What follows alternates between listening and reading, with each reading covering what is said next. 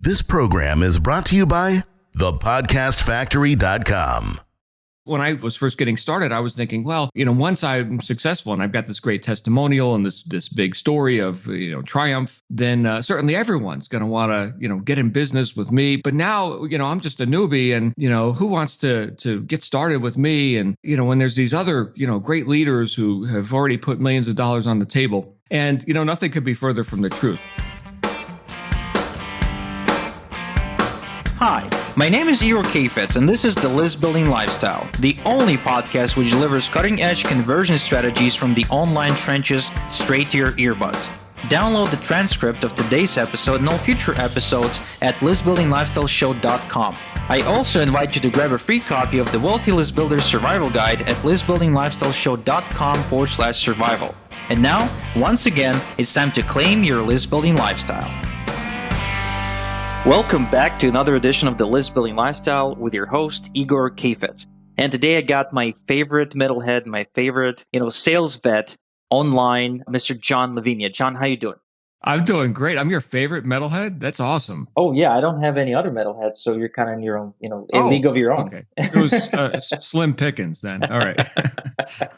So, John, it's the second time you're on the show. The first episode was amazing. We got a tremendous, just feedback was just off the hook. And I think it's one of the highest, the most downloaded episode we have. Oh, wow. One of the, it's in the top 5 because of the ridiculous amount of value you share on the call. So given the fact that you are extremely skilled in training other people how to sell and how to market, because that's your profession, right? Sure. I wanted to invite you and discuss a topic, a question, which is bugging many of my listeners. And here basically goes something like this. And I got this from a listener the other day. He says that, look, I'm buying traffic. I'm talking to people. I got social media presence. And I often even get, on the phone with people, but it doesn't seem like they're motivated. I mean, they're real people. They ask questions about the business, but I can't really get anyone to join because when it comes to getting them to take action, they just don't seem motivated.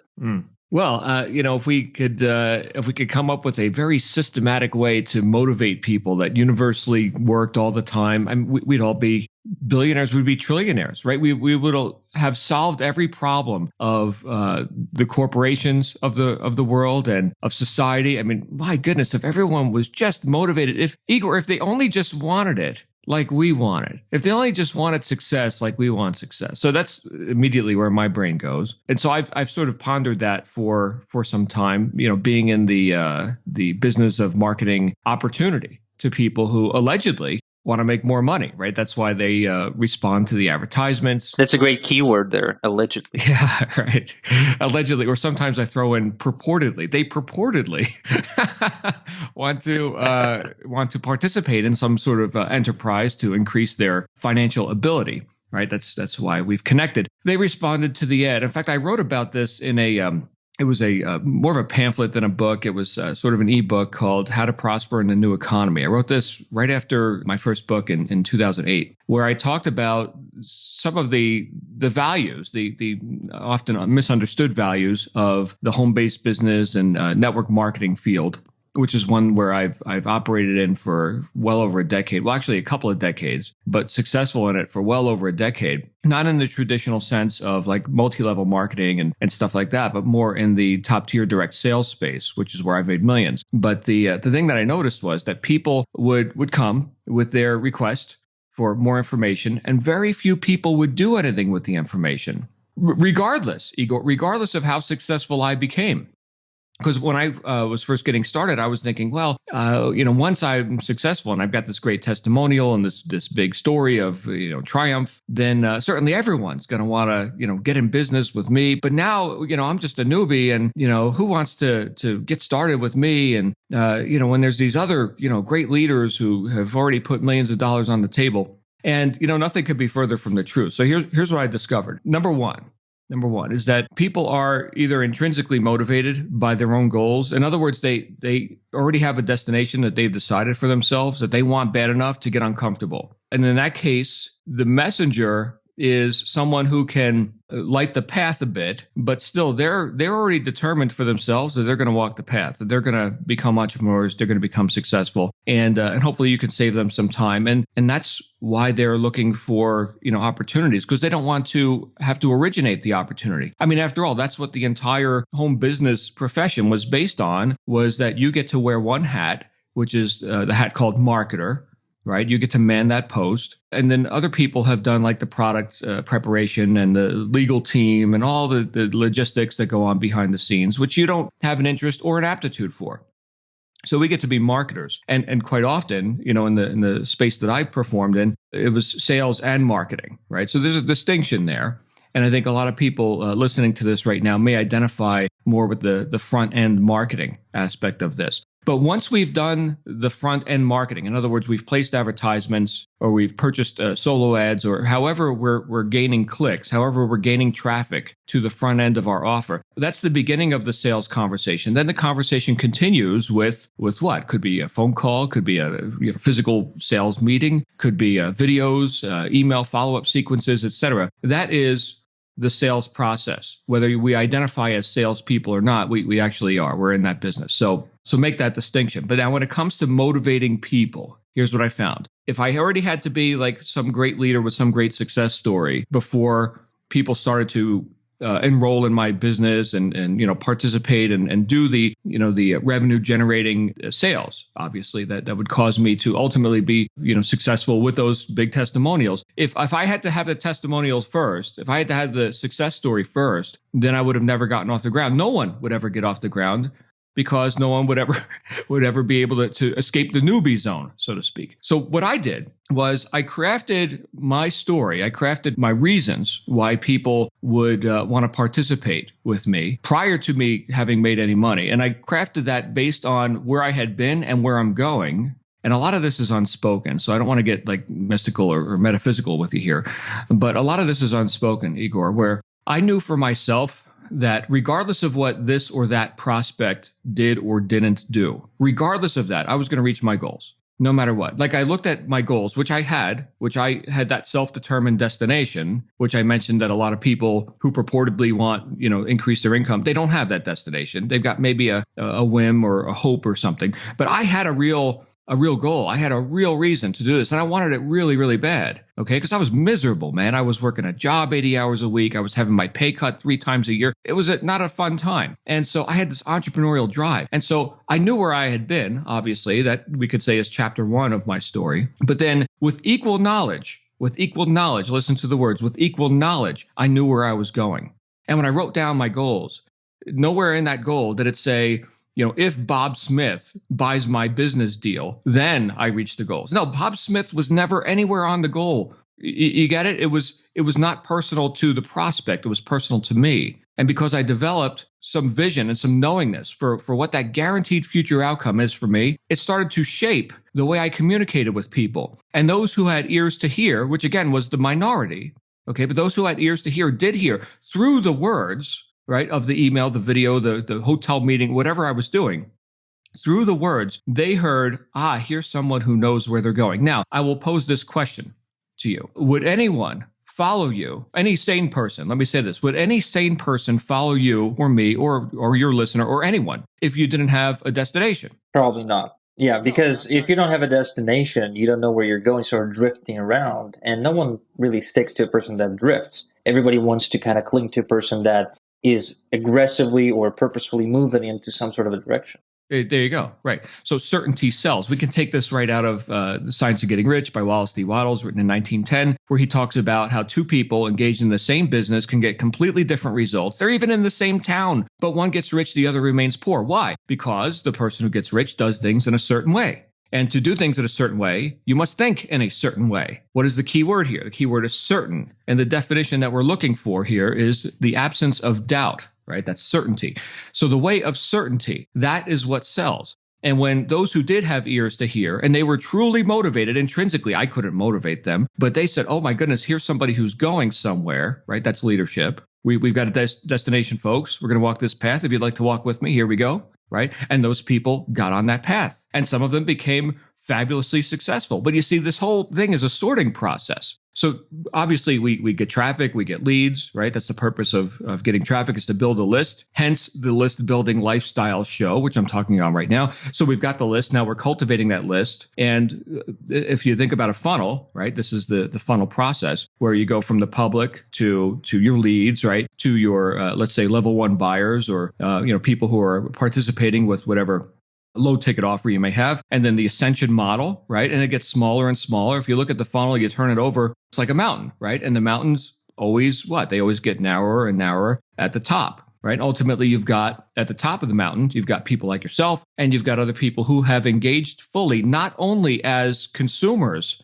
of the offer, but as producers who have duplicated that offer in their own way. They've created their own mountain peak, right? Because we all have unique talents and abilities. And there are people, and I've heard this from people who have gotten started with me in the business opportunity space, where myself and other very good friends were in the same business, the same exact offer. And people said to me, "Oh, John, I'm so glad that you're working with this company. And, I saw this a while ago from this other person, and they just didn't resonate with me and whatever, right? Now I know this other person, and they're really cool too. But there are people that I'm sure think that I'm a rotten bastard. And, I'm so glad that Igor is in this deal now because, that John Lavenia guy, he's rotten. But I love Igor, right? So we're dealing with people, it's the infinite variables, right? There's 7 billion of us on the planet. So back to your original question, how do we motivate people? Well, we be the best version of ourselves that we can be. And then not by just raw promotion or convincing, but more by attraction. We will attract our ideal prospect, and we will be repulsive to our not ideal prospect, which is, by the way, a wonderful time saver. Because if we had to be all things to all people all the time, now you got, and I'm sure you've seen it, and it's in every business, right? Now you've got, you really wanted to close that deal, and now you've got a problem customer, and man, they just drain your time, and oh my goodness, I wish they would have bought from my competition. So it's not like we want every single person to say yes, right? Nor do we want to be vanilla, because then we're just ignored. So I think what we've got to do is first of all, be the leader of ourselves, right? Accept the responsibility and the dominion over whatever message we're putting out. Make sure that that's congruent with who we are and where we know we're going. That will be outrageously attractive to our ideal prospect. It will polarize the public. It will bring the people who are obviously right to work with us. It will bring them closer to us. They'll be a pleasure to work with because they resonate. And then it'll save so much time because you're not going to be attempting to convince people who are never going to buy anything from you anyway. And that's it, right? So it could be just a question of volume, right? Are we doing enough marketing on the front end? But it could also be, and quite often it is, a question of who's doing the marketing. Bigger question. So not just what marketing are we doing enough of it, but who's doing the marketing, because the marketing portion of this whole sales process is just the beginning. People still buy from people. And I know that in our internet age where everything is Snapchats and, twit faces and everything else, I know that there's a lot of ideas about, being able to get instant gratification from some sort of a magical system and being able to automate yourself right out of your own business. And yes, I do agree with automation and putting things on autopilot when they're rote, repetitive, systems or processes that you don't necessarily have to show up for in person. But I will tell you that there has to be someone at the helm originating that message upon the interwebs, right? So the technology is just a via for the communication originated by, yes, a thinking person and received by, yes, another thinking person. So people still buy from people. I don't think that's ever going to change. And so if we can get to the point where we're the most powerful version of ourselves and we put that out into the marketplace, inevitably, we're going to attract some other powerful people. Personal development is the core of all of this. Again, that's not something that you're going to hear at like a, how to get 10 million leads overnight, sort of a seminar or webinar pitch. Okay. But I can tell you that the person who originated that pitch also had to do some personal growth. They weren't just born into internet stardom or something, right? That was something they deliberately created. So where do you fit into all that? You, the listener, where do you fit into all that? And how can you be outrageously attractive to your ideal prospect? So a little bit of a long answer. Igor, what's your next question? Thank you. So I want to circle back because there's so many great things you've said. Like my favorite is don't be vanilla. That's like I loved it. I'm going to frame this, going to print this out, order a t-shirt. I'm going to do something. So maybe I'm going to tattoo this on my, right arm or something like that, because it's just a beautiful phrase and it kind of sums up in a big way, how to not, screw this business up. Because like you said, people do buy from other people. Now, you said something interesting when you were talking about the certainty, right? Do things in a certain way. Now, it's funny, as a traffic provider, I see this often where you got two marketers, same company, okay, use almost identical squeeze pages, use the exact same video sales letter, and I drive traffic for both from my traffic source, okay? Yet, one of them is killing it, makes dozens of sales. The other guy doesn't make a dime, doesn't make a sale, can't do anything. I mean, I'll even write emails for him, I'll give him my emails, and he still won't convert anything. And it's interesting because oftentimes the person that can't achieve success, even if I really, really, really try to help them, even if I do the marketing for them, lacks the certainty, and now that you say that, it sort of fell into place for me. It's this belief, it's this, lack of doubt about where you're going and that you will become a success. Because the people who doubt themselves, their company, their choices the most are the ones that simply cannot attract customers. I mean, doesn't matter what they do, doesn't matter what kind of wrapper you put them in, their internal lack of belief kind of just beams through everything else and ruins their entire market. That's right. That's right. And now, again, we're approaching metaphysics, but there is this thing that people have referred to as the law of attraction, and we can go watch videos about that and read countless books about it. It's a hot topic on the bestseller list and your local bookstore. The bottom line, though, is that we don't get what we want; we get what we are. And that's James Allen, As a Man Thinketh, which, by the way, spectacular book. If you can call it a book, it's more of a pamphlet. It's a very, short book. But chapter 2 alone, I've referred that book to so many people, Igor, because it talks about the effect of thought on circumstances, where we want to see pleasing circumstances. Okay, but we do have to accept that we are the cause for a lot of the circumstances in our life. And certainly, some things we could say, well, what part of that was I responsible for? I'm not sure. Maybe I need to explore that more. But a lot of the things that we experience throughout our day are based on decisions that we've made in the past, which was based on what? Our level of thinking in the past. So it's good and right, I think, to start each day with a blank piece of paper. Certainly, some things are going to be on autopilot. We do have a memory, and we know that yesterday, that thing worked, right? So that thing could be, well, let's see, I ate food, and the body survived. All right, well, let me eat food again today to keep the body running. So that's cool. So I remember that. That's nice.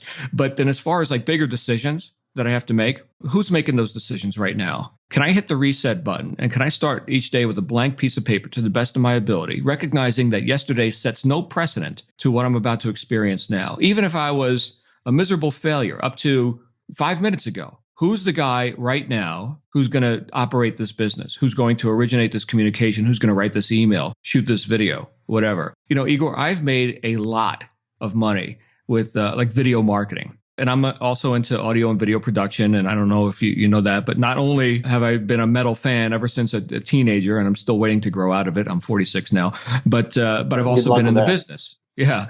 I've also, been in bands and production. So I like quality recordings and all this. And yet when I look at video marketing, there are times where I've been inspired and I grab, here's my iPhone, and I get one of those handheld monopods. I think people call them selfie sticks now. And I'm walking down the street, walking my dog, and I'm just inspired. I got an idea. I shoot a video. And at the end of it, I give a call to action. Hey, if you're watching this video and you like what you hear, I'm sure somewhere on this page there's something you can click on or whatever, get some more information. Have a nice day. And boom, right? Here come the sales. So what am I attempting to convey with that? What I'm attempting to convey is that the person who is operating the business and who is putting out the message, if they are congruent with themselves and they're giving some content, some value that's attractive, again, to their ideal prospect, invariably it's going to work.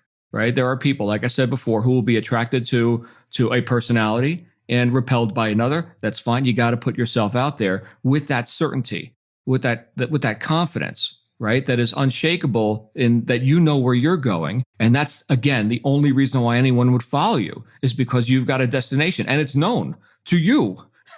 And you can hopefully save people some time, right? I tell people who I work with, clients and students and stuff, I say, look, my job is to help save you 25 years of, reading philosophy like I had to do. I mean, you could still read it. That's cool. But I'd like for you to reach your goals faster than I reached mine. So, I mean, that's progress, right? That's part of, being a leader. Hopefully the next generation is more effective than the previous. So I would say do something like that. And I guess I brought up the whole production value thing because, walking down the street with an iPhone on a stick, walking my dog, with the sun is in a bad angle and the sound is bad and all this, and it still works, right? So it's more about the messenger. And it's more about that vibe, again, getting a bit, a bit non-physical here. It's more about between the lines. What do people hear? By the way, as a little tip for all your readers, if you're into videos, do something while you're moving.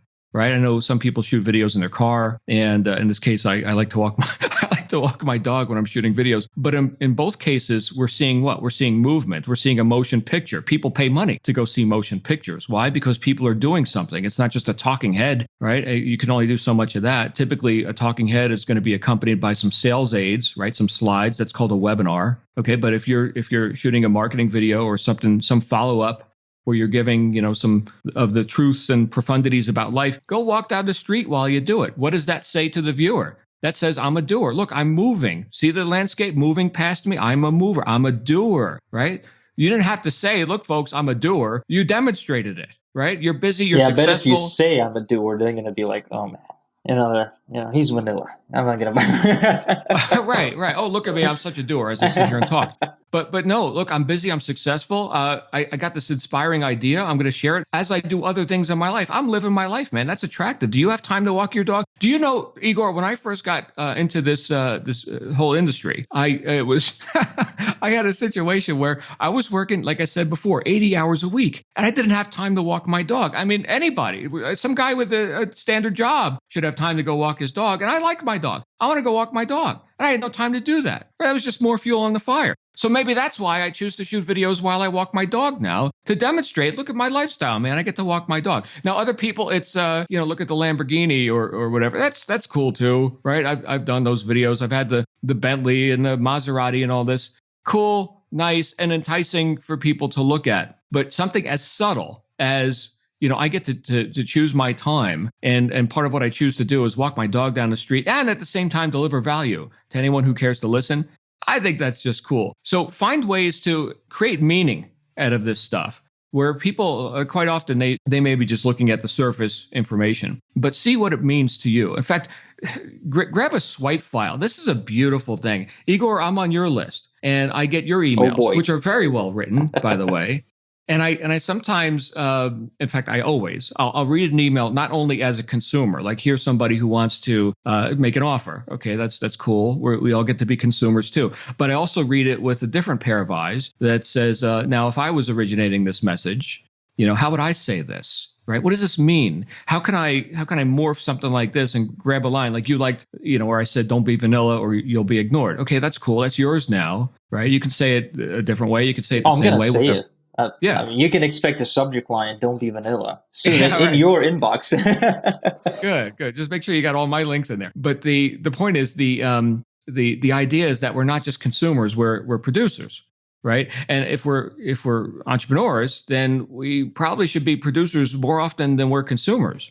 So whenever you get a sales pitch, and you probably get 10 million of them in your inbox every day, keep the ones you like. Right? If you liked it enough to open it, keep it just for the sake of the subject line. If you actually clicked on the offer or something, oh my goodness, now the email body's got to be pretty good. Keep the whole email. And you create the swipe file. And in fact, myself and my partner in Business Labs, we're coming out with a product that is market research product, like what's working now in the marketplace, websites, emails, all like a mega swipe file that's constantly growing. And so something like this, again, the main point is that you look at it with the eyes of a producer. Like if I had to go sell this now, is this what I would do with this? So not just a consumer, be the producer. And, in the space, and again, I suspect that a majority of your listeners are in the solopreneurship, entrepreneur from home business space. Absolutely.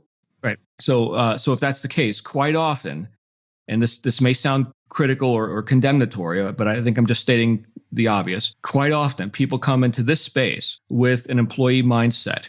and to extricate themselves from those patterns that have set in over however many years of being told what to do by a corporate agenda or a boss or whatever. It's not necessarily easy to pull themselves out of that mindset and to deliver themselves into the more causative entrepreneurial mindset. It's a big shift. And, it's one where we accept more responsibility for our own thinking and our own behaviors. Of course, we're gaining more control. With more responsibility comes more control. But the way to accept more responsibility, and I think this is the core of it and where a lot of people are at, the way to accept more responsibility and thereby gain more control is to learn something, is to gain knowledge. That is the basis upon which we can be more effective in our life, be more causative in our life, have more freedom and control in our life by accepting responsibility because we know how to. And that's where we get into the personal growth, which I think is what I started with this whole conversation. The personal growth, studying. People have asked me, Igor, John, how did you become a great author or a speaker or whatever? I was like, well, I've read a lot of books. I've been to lots of seminars. I didn't invent these words, right? There's a dictionary. They existed before me, but I've loaded my guns. I got lots of good ammo, lots. And so when, like right now, right, I'm running on 4 hours of sleep. We started this interview at 6:45 a.m. my time. And you can ask me one question and I can talk for however long I've been talking. How did that happen? Right? Well, I've had 25 years to prepare. So load your guns, my friend. That's the thing is what you put in is going to come out. And it should be something really, really compelling for people. Hopefully what I just said was compelling, Igor. I don't know. We'll see. Oh yeah, for sure. I've been taking notes. I got a A4 sheet of paper, both sides, and I'm gonna make sure to transfer it to my Evernote because there's a ton to investigate. I'm gonna definitely go back and read some of the books you mentioned for sure. And the concept of certainty, it was a big light bulb for me. Although I wasn't aware of it consciously, but I do it in my business, of course. But Right. Now that you articulated it for me, and I appreciate you for that. So, John, you got the Good for Business podcast. What's that show all about? Oh, it's everything that's good for business. Basically, it's myself, my business partner, Tony Rush, in Business Labs. We've got several companies, Business Labs Pro, My Inspired Media. We just launched our Predictable Income Academy, which you can check out at predictableincomeacademy.com. That podcast, though, is just our own ramblings about things that we've discovered from a principle standpoint. And sometimes a how-to, nuts and bolts, but quite often those are in our actual courses, right, where we got to show people stuff and all this. But it's a conversation, not unlike this one, where we share our ideas. And you were on there recently. In fact, you were one of the most recent episodes, as I say this. And we get to expose people to some of our best thinking, which hopefully is fruitful for them as well and is good for their business. And interestingly, when I came up for the title of that podcast, I was like, there's no way that's available. There's no way. Somebody's already doing a good for business podcast. Hey, this is the podcast that's good for business. And sure enough, nobody was doing it. So now I'm doing it. That's just too common sense to for anyone to take it. People today, they want to try, they be creative and they want to try and stand out, but Good for Business just makes perfect sense. Yeah. So I'm assuming the domain is goodforbusiness.com? Goodforbusinesspodcast.com, or of course, you just get it on iTunes and Stitcher and wherever else you get your podcasts. And then listen to Igor's episode, which, by the way, Igor is one of our most popular episodes. You crushed it, man. It was great. People loved it. Cool. Nice. All right, John. So thank you for the second time for waking up early and doing this with me because of the time difference. I appreciate it. This is one for the books, man. Definitely one of my most favorite episodes. You produced more value in the span of the last, 28 minutes than I've seen, some of the people that I've been following for years. Like people who've been in this industry for decades and decades and decades have over an hour of rambling. So thank you so much from myself, from our listeners. And guys, make sure you subscribe to John's and Tony's podcast at goodforbusinesspodcast.com. Thank you for listening to The List Building Lifestyle. Make sure to subscribe on iTunes or Google Play to never miss an episode. Because who knows, just one conversion tactic we share on the show might double your list and double your business. Download the transcript of today's episode and all future episodes at listbuildinglifestyleshow.com. And don't forget to claim your complimentary copy of the Wealthy List Builder Survival Guide at listbuildinglifestyleshow.com/survival. This is Igor Kheifets, and until next time we talk, have a good one.